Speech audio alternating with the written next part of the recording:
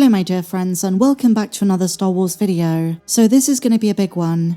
We've entered a period now after Andor Season 2 where things are a bit quiet, but we have some big news. We're going to be talking about a massive bombshell for Disney+, how this might affect Ahsoka Season 2 and other productions, and then we have some updates for the Mando-verse. Make sure you stay tuned to the end. So no more jibber jabber, let's dive straight in. Can we please have one positive update following a Star Wars show? I guess it's just the truth. This is just the way things are. And so basically what has happened is Disney have admitted Star Wars streaming is kind of dead. I don't think they wanted this coming out, but Tony Gilroy says that's what they told him. In a brand new interview where Tony Gilroy talks about the gargantuan budget of Andor's 2 seasons. Before Season 2 came out, apparently Disney told him this isn't going to happen again because, quote, streaming is dead. We don't have the money we had before, so we fought hard about money. And talking about the creative freedom that came with the second season, he says they never cleaned up anything. They didn't give him a single note. Gilroy's comments line up with recent reports about Disney slashing budgets across the board. Disney CEO Bob Iger recently confirmed streaming cost Disney about $4 billion in losses. And this is why they want to prioritize Marvel and Star Wars on the big screen. And here's the thing, according to recent metrics, Andor Season 2 is climbing those charts, but it's not exactly pulling in Mandalorian numbers. So for those expecting a new slate of Disney Plus Star Wars shows to be announced after Ahsoka, I personally just don't see it happening for live action unless they do something on a shoestring budget. I think after Ahsoka Season 2 is done in 2026, new Disney Plus shows are going to primarily be animated. At least for the near future, live action is going to be reserved for the cinema. And for The Mandalorian and Grogu, they really want to pull in a big box office. Those metrics are going to be very telling. But in terms of recent Disney Plus Star Wars content, they've spent an enormous amount of money for very low returns. The Acolyte, Skeleton Crew, and despite being amazing and generating a lot of newfound interest in Star Wars, Andor Season 2, from a business standpoint, it's just not worth it for Disney. But funnily enough, there is a new metric which has just come out, which has kind of surprised a lot of Star Wars fans because it's not the narrative you heard at the time. Skeleton Crew did much better than expected. The narrative when it came out is this is a great show for kids. It's a lot of fun, there's nothing law-breaking or egregious about it, but it's a show that no one's watching. Well, according to Variety.com a few days ago, in their list of 100 most-watched TV shows of 2024-25, Skeleton Crew is the only Star Wars show from last year that actually ranked. Not The Acolyte, not The Bad Batch, Skeleton Crew ranked 84th, with 6.3 million views in a 35-day window. Now, I get it, Star Wars should never be ranked this low, and if you look at the nitty-gritty of the way they measure this metric, it doesn't sound as impressive as you think, but it certainly debunks the fans saying that no one was watching it. But despite Star Wars fans calling upon renewals of certain shows, Disney Plus is on a major downward trajectory. But the wildest curveball to throw at this is when you realize that on paper, they still have an enormous subscriber base. So there are millions of people subscribed to the streaming service who just aren't watching the new content. And this tracks with what's trending on Disney Plus because it's usually retrospective content or kids shows, because a good portion of Disney Plus subscribers are families who just have it for their children.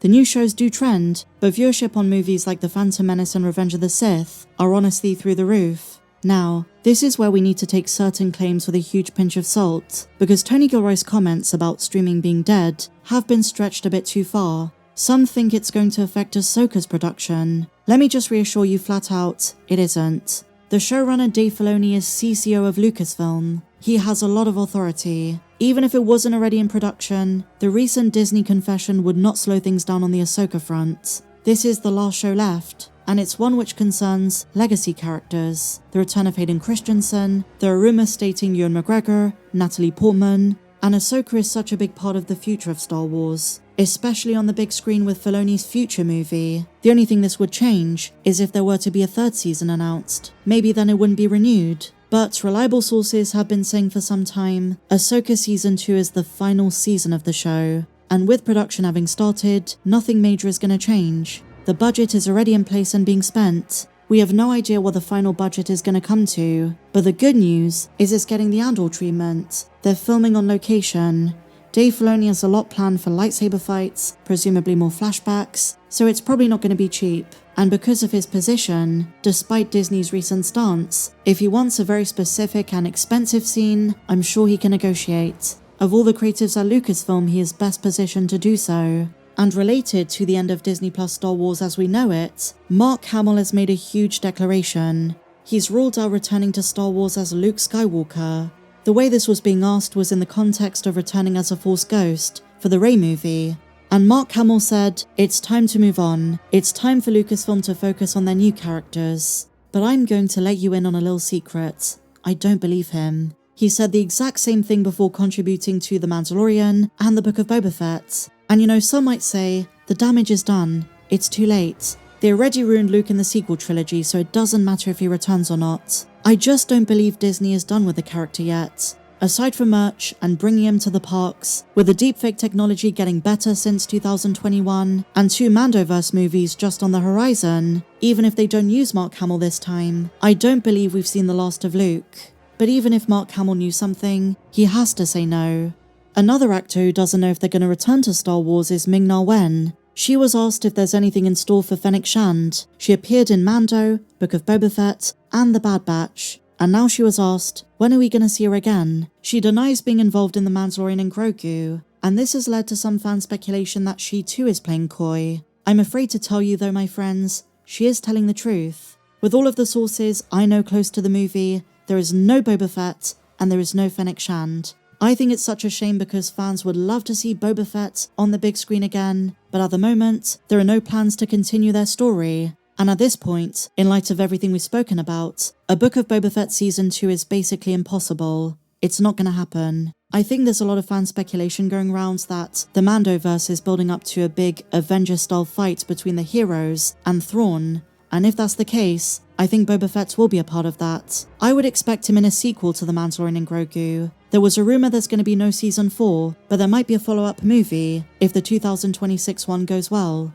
They need to make use of Temuera Morrison. He's ready, he's in shape, and he wants to come back. Boba Fett deserves a triumph. And even Fennec Shand, what a badass assassin. These are great characters. Of all the shoddily written things we've had in the Disney Star Wars era, these are characters I really enjoyed. Ming-Na Wen says she's optimistic.